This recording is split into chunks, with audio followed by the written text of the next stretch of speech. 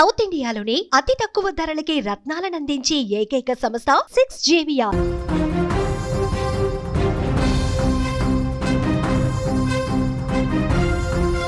రక్షించాల్సిన పోలీసే భక్షకుడిగా మారాడు. న్యాయం చేయాల్సిన ఆ కాకి చొక్కానే నిలువన హత్య చేసి కిరాతకుడిగా మారిపోయినటువంటి ఘటన సూర్యాపేట జిల్లాలో కలకలం రేపింది. జంట హత్యల కేసులో కానిస్టేబుల్ ప్రమేయం బయటకు రావడం తెలంగాణ రాష్ట్ర వ్యాప్తంగా కూడా తీవ్ర దుమారం రేపింది.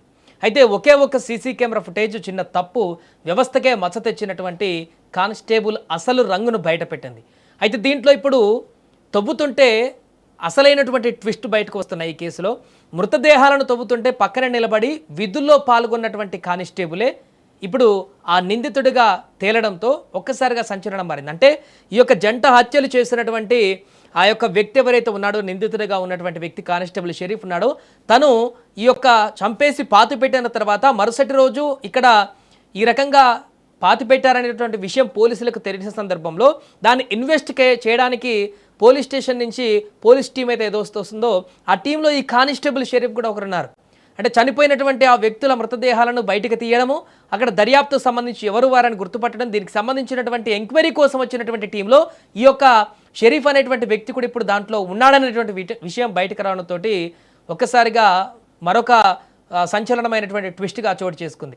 సూర్యాపేట జిల్లా మోతె మండలానికి చెందినటువంటి బీక్యా తండాలో రామవత్ నాగులు భూబా ఇద్దరు దంపతులు కూడా నివసిస్తున్నారు. మనందరికీ తెలిసిందే, ఇద్దరు కుమార్తెలకు వివాహం చేసి గ్రామంలో పొలం పనులను చేస్తున్నటువంటి వీరి జీవితం ప్రశాంతంగా కొనసాగుతున్న సందర్భంలో కొద్ది కాలం క్రితము వీరి యొక్క కూతురు ఇష్యూకి సంబంధించి ఏదో చిన్న ఇష్యూ ఉంటే కుటుంబ పంచాయతీ ఆ యొక్క దంపతులు మోతే పోలీస్ స్టేషన్కి వచ్చారు. అక్కడ మోతే పోలీస్ స్టేషన్లో విధుల్లో ఉన్నటువంటి ఈ యొక్క 26 సంవత్సరాల కానిస్టేబుల్ షరీఫ్ పరిచయం అయ్యాడు. వాళ్ళకి వయసులో తనకంటే చాలా చిన్నవాడైనప్పటికీ కూడా కానిస్టేబుల్ షరీఫ్తో ఈ భూబా అనేటువంటి మహిళ కొద్ది రోజుల్లోనే వివాహేతర సంబంధానికి ముందుకు వెళ్ళినట్టుగా తెలుస్తుంది. ఇక దంపతుల ఆర్థిక అవసరాల దృష్ట్యా ఈ యొక్క సంబంధం కొనసాగుతున్న సందర్భంలో వారి కుటుంబానికి షరీఫ్కి పరిచయాలు కూడా ఏర్పడి రోజు ఆ యొక్క కార్యక్రమాలు కొనసాగుతున్న సందర్భంలో షరీఫ్ వారి కుటుంబానికి అంటే వ్యవసాయ పనులు చేస్తుంటారు కాబట్టి వారి అవసరాలకో ఇంకేతరత్ర కారణాలకో భూబా అడిగినటువంటి సందర్భంలో వారి కుటుంబం అడిగిన సందర్భంలో 3 లక్షల రూపాయలను షరీఫ్ అప్పుగా వారికి ఇచ్చాడు. సో ఇక అంతా బాగుందనుకుంటున్నటువంటి సమయంలో కానిస్టేబుల్ షరీఫ్కు ఇటీవల తనకి వివాహం కూడా నిశ్చయమైంది. పెళ్లి చేసుకోబోతున్నటువంటి సందర్భంలో ఖర్చులుంటాయి కాబట్టి భూపా దంపతులకు తను ఇచ్చినటువంటి 3 లక్షలు ఏదైతే అప్పు ఉందో దాన్ని తిరిగి ఇవ్వాలంటూ షరీఫ్ వారిపైన ఒత్తిడి చేయడం ప్రారంభించాడు. సో అసలు వివాదం ఇక్కడ మొదలైంది.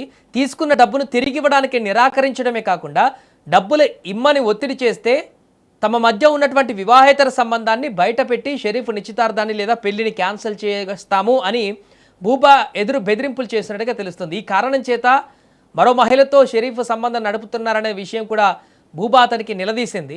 తన ఉద్యోగానికి భవిష్యత్తుకు ఎక్కడ ముప్పు వస్తుందో అనేటువంటి ఆందోళనతోటి షరీఫ్ ఆ దంపతులను శాశ్వతంగా అడ్డు తొలగించుకోవాలని స్కెచ్ చేశాడు. అనుకున్నట్టుగానే మొదట ప్లాన్ ప్రకారం ఫెయిల్ కావడంతో షరీఫ్ రెండవసారి పక్కా కుట్ర పన్నాడు. దానికోసము అదే పోలీస్ స్టేషన్లో హెల్పర్గా ఉన్నటువంటి మరొక వ్యక్తి సహాయంతో తనతో పాటు ఈ యొక్క హత్యలో పాల్పంచుకునే విధంగా తనతో పాటు కలుపుకొని ఆగస్టు 11వ తేదీ రాత్రి ప్లాన్ ప్రకారము నిర్మానుష్య ప్రాంతానికి రప్పించి ముందుగా భర్తను అక్కడికి పిలిపించి కర్రలతో దాడి చేసి దారుణంగా హత్య చేశారు. ఆ తర్వాత భార్య కనిపించలేదంటూ కంగారు పడుతున్నటువంటి భూబాను కూడా ఆ హెల్పర్గా ఉన్నటువంటి మరో వ్యక్తి బైక్ మీద ఆ ప్రదేశానికి తీసుకువచ్చి మీ భర్తను చూపిస్తారని అక్కడికి వచ్చిన తర్వాత భూబాను కూడా అత్యంత దారుణంగా కొట్టి చంపేసి ఆ యొక్క పొలంలోనే పాతి పెట్టినటువంటి సందర్భం ఏర్పడింది.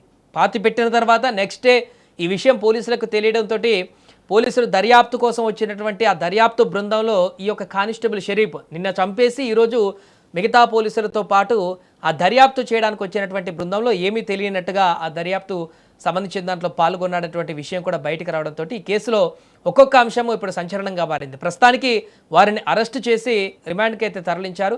ఏదేమైనా సూర్యాపేట మోతేలో జరిగినటువంటి ఘటన ఇప్పుడు తెలంగాణలో మొత్తం సంచలనంగా మారింది. ఇద్దరు దంపతులను, వృద్ధ దంపతులను, పెద్ద ఏజ్ ఉన్నటువంటి వారిని అలాంటి మహిళతో అక్రమ సంబంధం నెరపడమే కాకుండా వారిని పూర్తిగా ఈరోజు అంతం చేసేటువంటి పరిణామానికి దారిచ్చినటువంటి అక్రమ సంబంధాల విషయంలో పోలీసులు మరొకసారి ఇలాంటి వివాహేతర సంబంధాలు ఎలాంటి విపత్తుకు దారితీస్తాయో చెప్పడానికి ఇది కూడా ఒక ఉదాహరణ అంటూ చెప్తున్నారు. ఏదేమైనా ఈ కేసుకు సంబంధించి ఉన్నతాధికారులు కూడా చాలా సీరియస్గా ఉన్నారు. అన్ని ఆధారాలను సేకరించి పూర్తిగా ఇప్పటికే సాక్ష్యాధారాలను సేకరిస్తూ దర్యాప్తునైతే మరింత ముమ్మరం చేశారు. తెలుసుకుందాం.